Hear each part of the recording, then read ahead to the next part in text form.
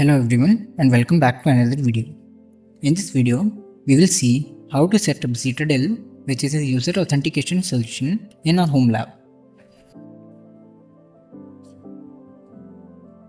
So, Citadel is an open source identity and access management solution which manages user authentication for different applications used in our home lab. It acts as the central authentication server and leads to easier user management. By using it, we can use a single set of login credentials to log in into different applications without the hassle of using different credentials for each application. This is known as single sign-on authentication. We can also configure multi-factor authentication such as OTP by SMS, email, and/or using time-based OTP like Google Authenticator for enhanced protection. Similarly, USB security keys like YubiKey is also supported. It even has support for passwordless login using passkeys such as your phone or laptop, and it prompts you to enable at least one of these methods on setup. You can set up passkeys for both passwordless login and for MFA, which means that for passwordless login, it won't ask for password, and in MFA, it will ask for passkey authentication after entering the password. Also, you can set up external identity providers like Google, Apple, GitHub, Microsoft, etc. to enable users to use their existing accounts on these platforms to log in to Citadel and use for login into different applications. So, let's see now how to set it up and what do we need first. Coming to the requirements, you'll need to have Docker and Docker Compose installed and should have reverse proxy setup like Traefik, Nginx Proxy Manager, or KADI for securing the Citadel authentication endpoint, and have DNS entries set up in your router and in your domain name's DNS records. You'll need the domain name for obtaining valid SSL certificates for your use. You'll also need to preferably have a domain name to route all the requests from the internet site to your home lab machine, and will also need either a port forwarding setup done with your ISP providing you at least a public facing IP address, or you will need to use the Cloudflare tunnel to set up your service. Also, it is preferable to have an email service for the domain to send and receive emails for adding new users and forget password options, but it is not necessary. You can also do the same from the admin dashboard manually. Also, it is recommended to have either fail to ban set up properly or have CrowdSec deployed on the home lab machine to protect your instance from brute force and other attacks. CrowdSec also offers Web Application Firewall, which will be a virtual patch for exploits to prevent them from being exploited if your service have any vulnerability or you have not updated them or no patch is released yet. So, as this is a very critical service as it is offering authentication endpoint for various applications, I recommend you to have all these set up beforehand. If you need any help in setting up these services, you may watch my videos on setting up the reverse proxy and for setting up CrowdSec linked in the pop-up above. Now, once you have all the requirements sorted out, you may continue on to the deployment. We are going to set it up using Docker and Docker Compose, as it makes the setup tidy and easy to comprehend.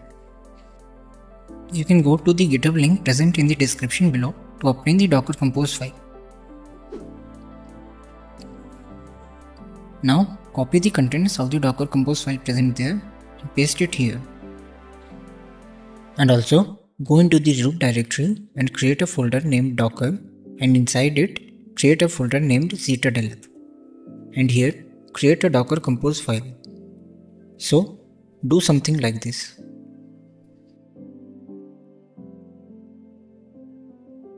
As you can see, I have already created the Docker folder. So, I will cd into the directory, and here I will create a folder named Citadel.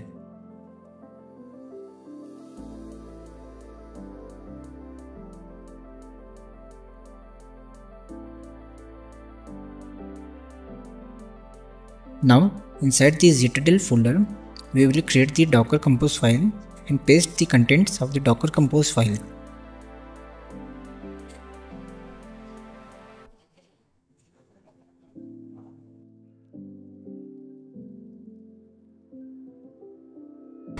So, it should look something like this.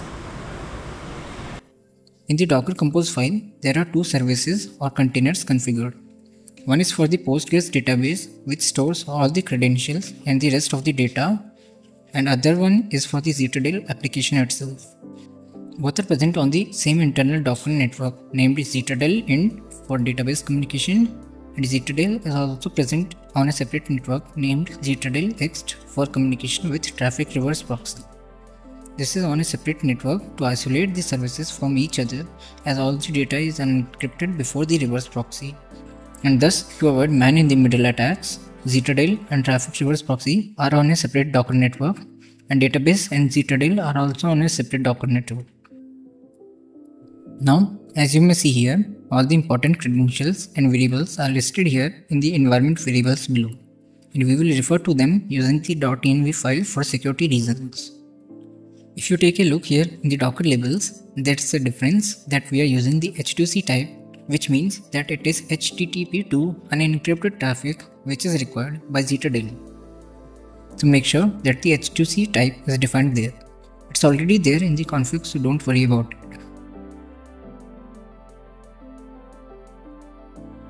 In the volumes section, you can see that instead of using Docker volumes for database storage, I have used point mounts. I have used it because it is easier to manage it, but you may have permissions issues and security complications. But we will use ACL to manage it and make it secure and fix all the permission issues. If you still prefer the Docker volume, you may change it to that in the Docker Compose file.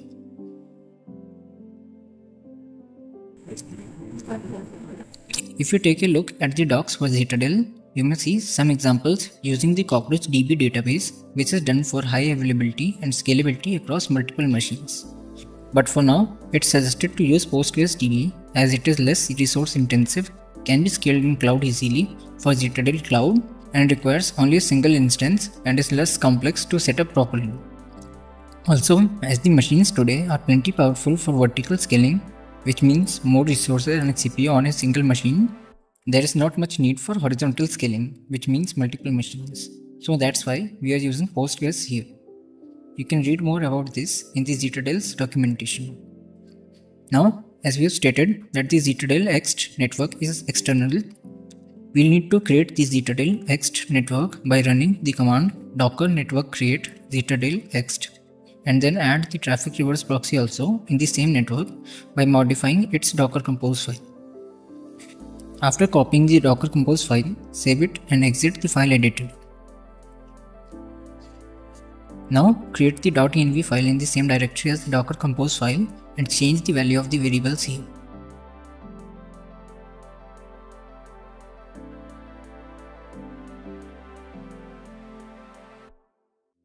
So, once you have copied the contents of the .env file, just edit all the variables here. Some of the variables are db_user and db_password and db_admin user and db_admin password. These would be the standard user login and the database admin login credentials. This admin login will be used to create the standard user for normal tasks. In these variables, replace the usernames with any random usernames and make sure that the password is strong and unique for both and try to avoid symbols in it. After this, change the Ztrdl login user and password credentials which you would be using to log in to the Ztrdl dashboard, and this would be the admin user also. So make changes accordingly. Also, the username should be in the form of an email address, preferably of the same domain used for the Ztrdl instance, but it is not necessary to set up SMTP for this email at this step, but it is preferable to do it. Now, there is a master key of 32 character length required to be generated. It should be random and unique. You can generate this by using this command or the command given in the description. Once generated, just paste it in the .env file.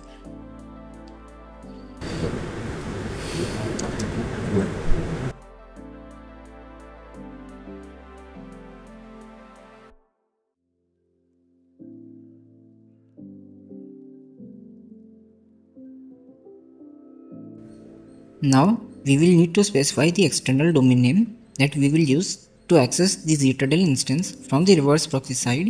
So a suggested one is auth.domainname, which includes the .com or .net suffix or any other one.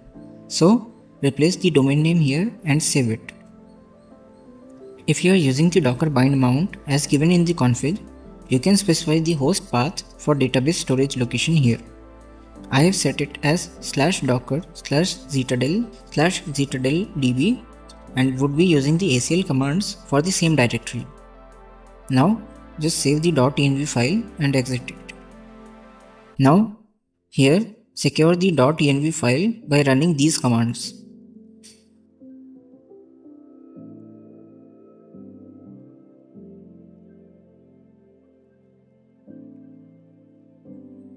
This will ensure only the current user is able to read and write to the .env file and also when running the Docker containers. So we need to create the ztrdldb directory for the database files. So we'll run this command. Now we'll run the chown command to make the Postgres user inside the Docker container as the owner of the database folder by running this command. And will restrict the access to this folder for Postgres user only by running this command. This will give full read and write access and execute access to only the Postgres user and nobody else, thus ensuring the security of the database files. So now make sure that the Docker network ztrdlxt is created and is added to the Traefix Docker Compose also.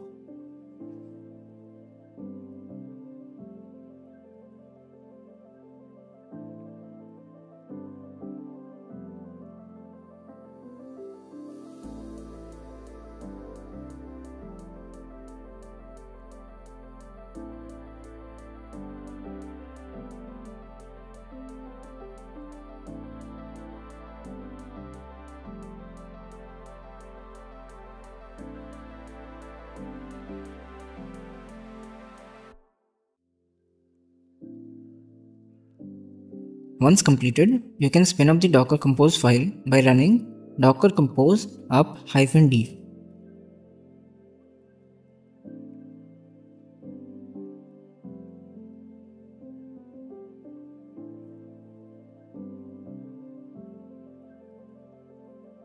Now you can check the logs of both containers to see if they are successfully deployed without any errors.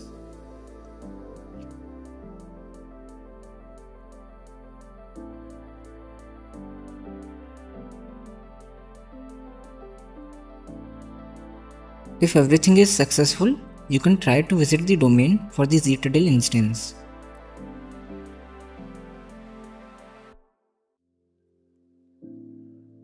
Now once the dashboard is loaded, enter the credentials that you saved in the .env file and proceed to login. After the login page, it will ask for two-factor authentication to be set up. Here you can use either a TOTP app like Google Authenticator, or you can use your phone as a passkey for two-factor. We can set this up later, so we will skip this for now and proceed further. So now we are in the dashboard.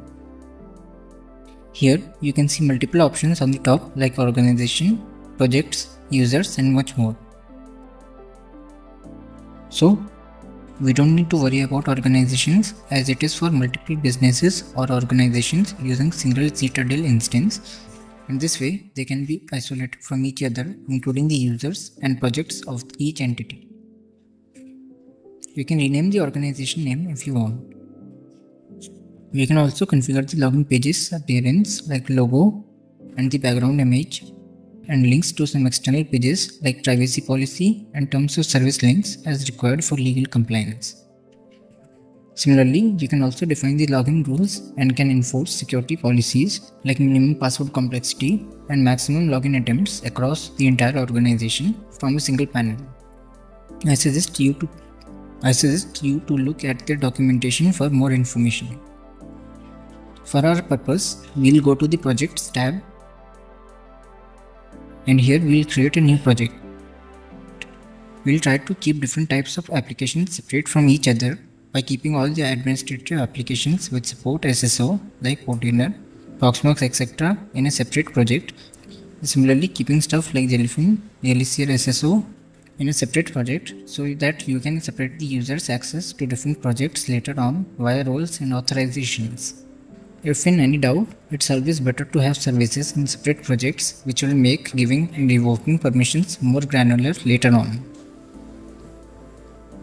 So for now, create a new project like Home Lab and continue. Once created, click on the new application. Here, just name it, for example, Portainer.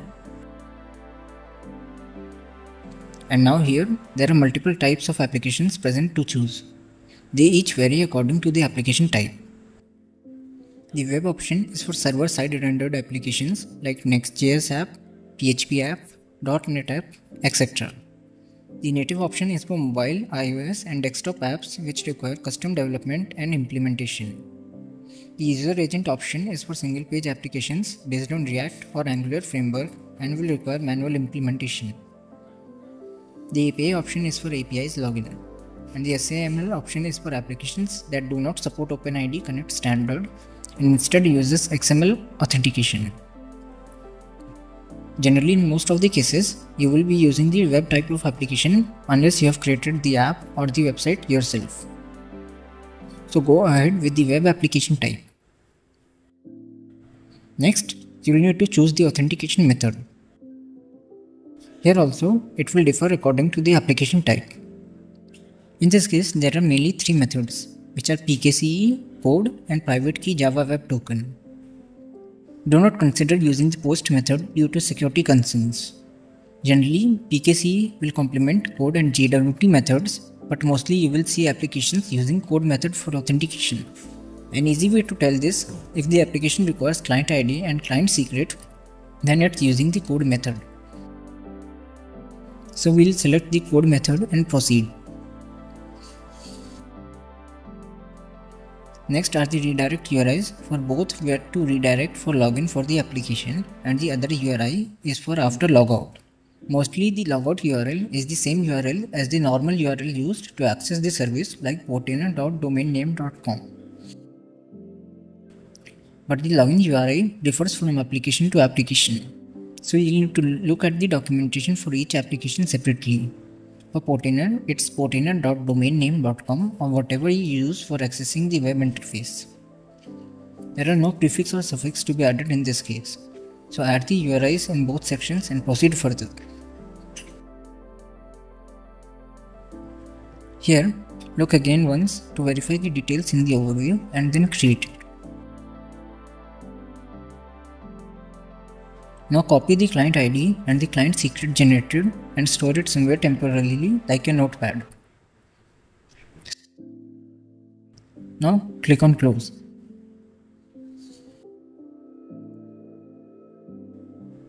Now your application is created successfully. Here you can see the URLs on the left side. So just click on it. Here all the different URL endpoints are listed for the applications to use. You can copy the required URLs and then use in the services required. There is also discovery endpoint on which you can see all the parameters, scopes and other things which are supported in your instance. So this URL is called as .wellknown location for the auto configuration of OpenID Connect, and many applications may use it to automatically determine and set the required URLs and parameters. But in the case of Portainer, we will need to manually add the required URLs. So now open the Portainer dashboard and expand the settings option. Here just click on the authentication option. Now here you can see multiple options to choose from, so just choose OAuth. In the below options, check the use SSO option and also the automatic user provisioning option. So what this does is that it creates a new user with no permissions whenever a new login is detected, and it will add it to the Portainer. Once it's added, you can make that user as administrator and you can use it to manage your Portainer instance. But prefer to turn the option off once you have added all the required users and changed its permissions. Scrolling down, you can see all the different parameters required to set up the OAuth. So copy the client ID and client secret that was saved temporarily and paste them here in their respective fields.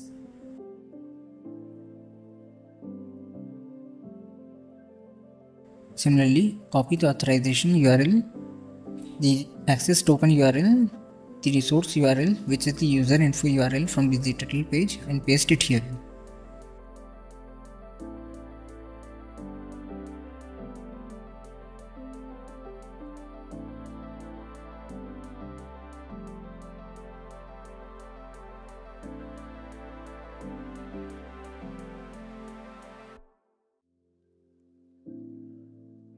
Once done, put the URL of the Portainer instance in the redirect URL and the logout URL. This will make sure that we log out only for the Portainer instance and not the ZTurtle one. If you log out from the ZTurtle one, all the applications using that account will log out at the same time, causing disruptions. So, to avoid that, we will only log out from the Portainer instance. The user identifier will be the value used to create the Portainer login username for the new user, so generally a unique value is best. We will use the email as the identifier. And in the scopes, add OpenID space profile space email to it. Now save these settings. The configuration is complete.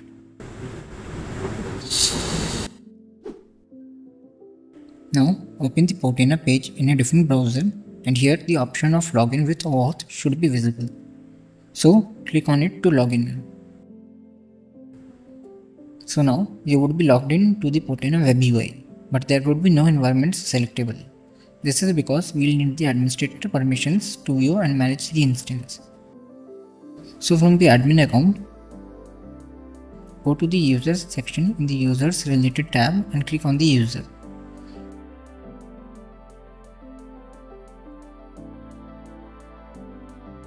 Now check the administrator button and click on save.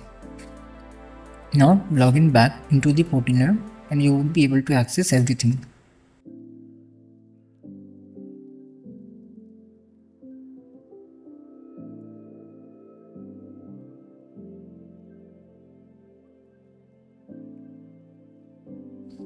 Now you can turn off the automatic user provisioning in the Portainer.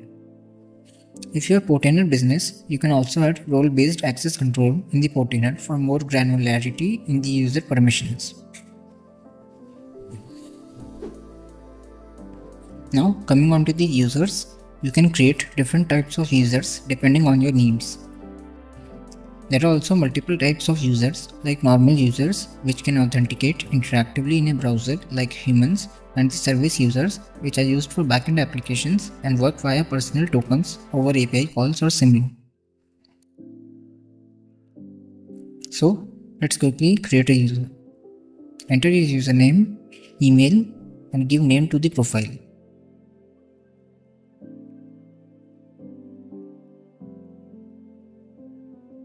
Check the email verified box and the set initial password option.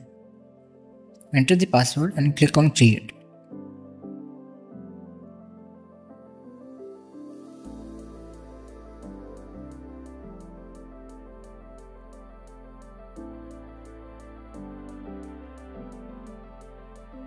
Considering the normal users, you can give them access to managing the ZTurtle instance and editing the users etc. by making them as managers. There are 4 different levels of manager roles in ZTurtle. The first one is the IAM manager. This role is the highest level and users with this role can manage the whole instance. This role can also be subdivided into roles with limited permissions like view only or edit permissions along with full permissions. You can make a user as an IAM manager by going to the default page and then selecting the default settings option. Similarly, there is the org manager role. They can manage everything at the organizational level. In your home lab, you will generally only have a single organization. In case of multiple organizations, you can grant access to specific organization. You can add manager in the same way as did before. Now here also, there are sub roles with different set of permissions. So choose the required role and click on add if needed.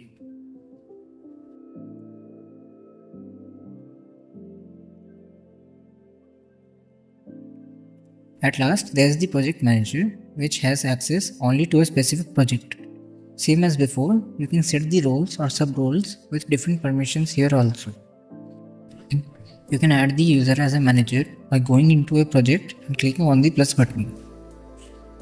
The settings for different hierarchies are separate from each other, so you will need to go to separate locations to modify them. So keep this in mind.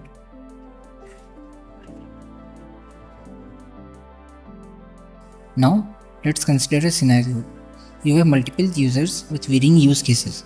Some are just regular users which just need access to RStack apps like Jellyfin and Jellyseer.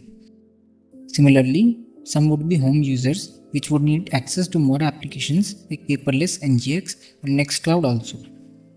Also, some would be admin users which would need access to Portainer and Proxmox also. To cater to all these different types of users, we'll need the roles created for different types of use cases for each project and then give authorizations to different users by assigning the appropriate roles to each user. Each project will have different roles assigned to them, and similarly, the roles would apply to a specific project only. That means you will need to have different roles for different projects and applications.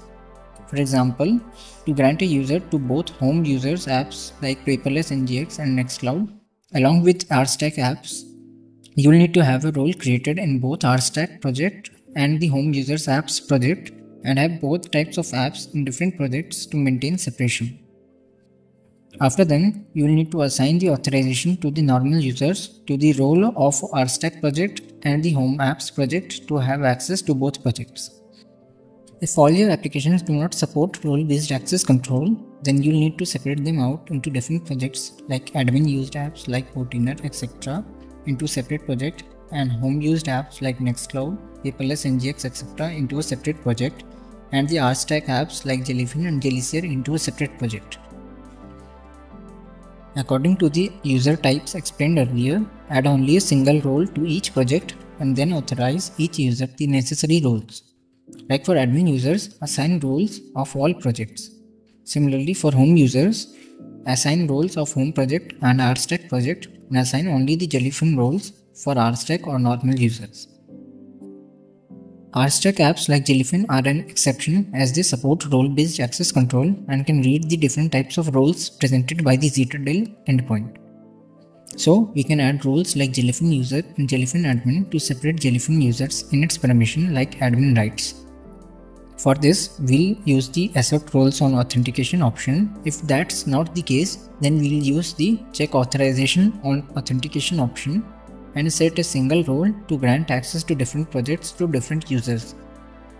So, each project will have a separate role, and if a user does not have a role in that project, then it would not be authorized access to it.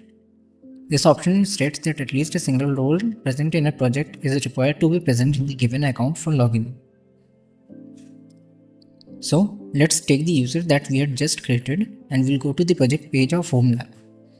Here, we'll check the option, check authorization on authentication option and save it.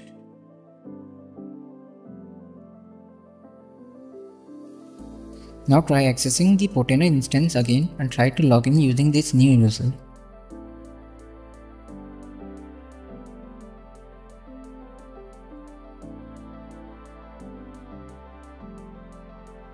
So, you will probably see an error like this, that login is not possible because the user has no roles authorized and at least one role is required.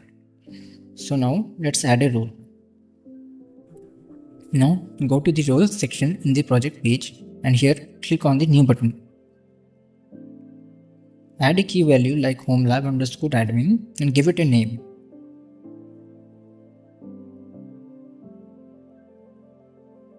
Now save it. So the role is created in the project. Now go to the authorizations section and click on new button. Here select the user to assign the Portainer's access and click on continue.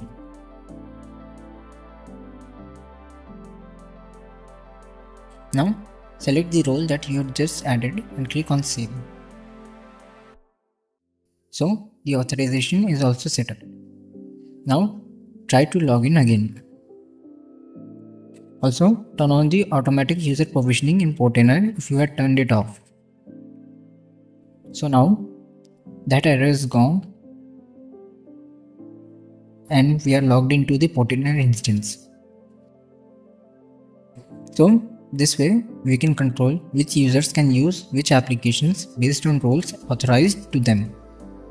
You can authorize multiple roles to a single user to give them access to more services across different projects.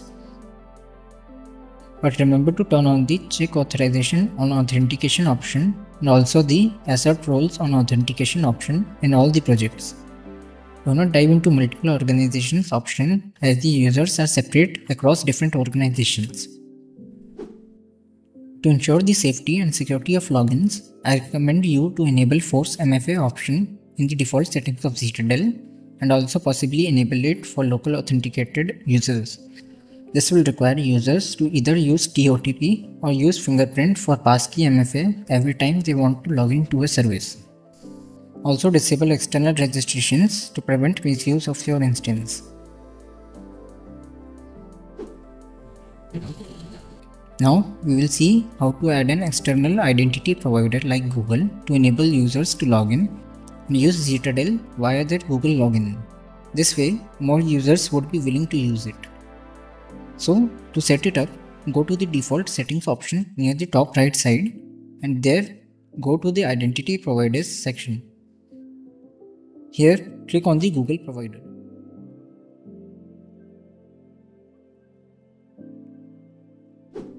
Now go to the link given in the description for Google Console and open it.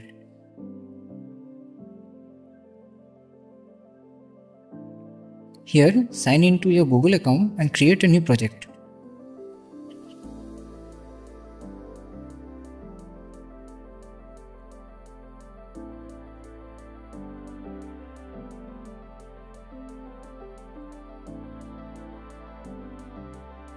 So now agree to the terms and conditions and select your country and click on agree and continue.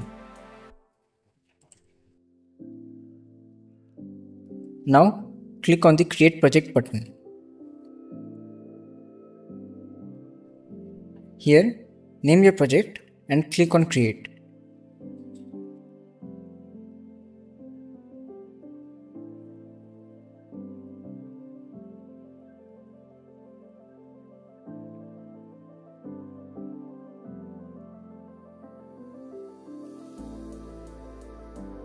And now click on create credentials button and here select the OAuth option.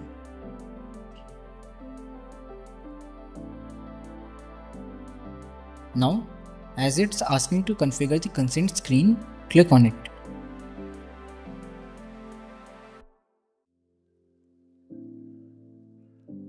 Here select the user type as external.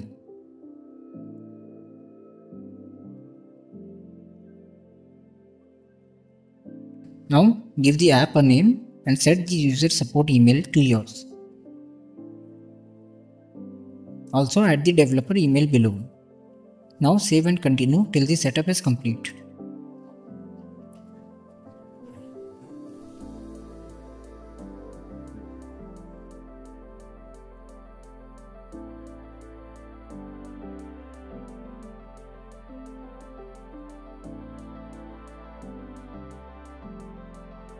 Now go to the credentials section and again create OAuth client ID credentials.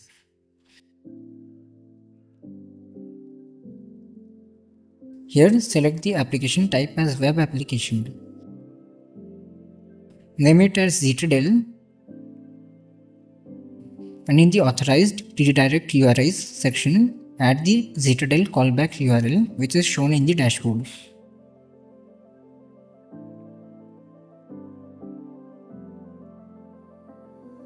Now click on create after copying the URL.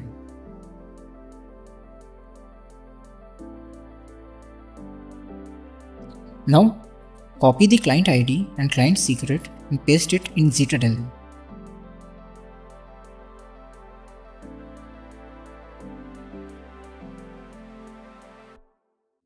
Now in the optional toggle, check the automatic creation and automatic updates checkboxes. Also uncheck the account linking allowed manually checkbox.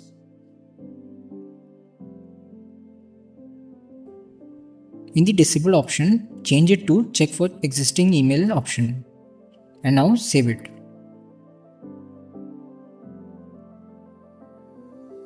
Once saved, click back on it again and here click on activate button to use it.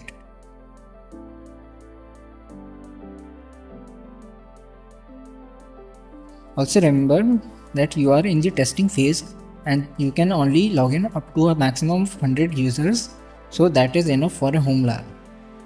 So we can use it in our case. Now just confirm that the external login is allowed in the login behavior and the security section in the login form area. So just go into the login behavior and security section and scroll down below and check the option of the external login.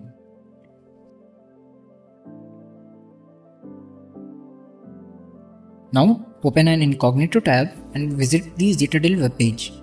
The Google account must be visible. Now try to log in with any Google account. If it's a new user, it will ask for registration. So just add the family name if needed and click on register.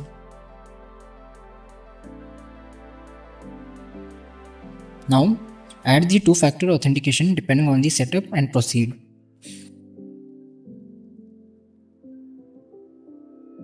So now the user is created in Zitadel and the external login is also done. So now users can use their Google accounts to set up and log in seamlessly into Zitadel and also into the apps set up for single sign-on.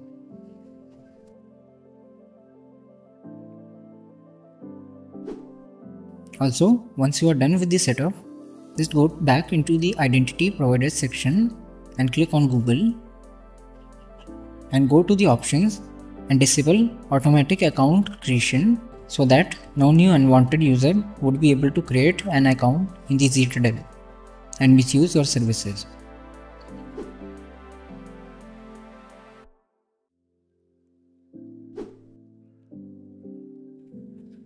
So this was an overview on how to set up single sign-on in your home lab. We have used Zitadel for setting this up in our case. We have also seen how to add managers and also how to implement roles and authorizations for maintaining separation between different projects. The process of setting up external identity provider like Google is also shown. So that was all for this video. Hope that you liked it. If you have any comments or suggestions, just comment them down below. Thank you.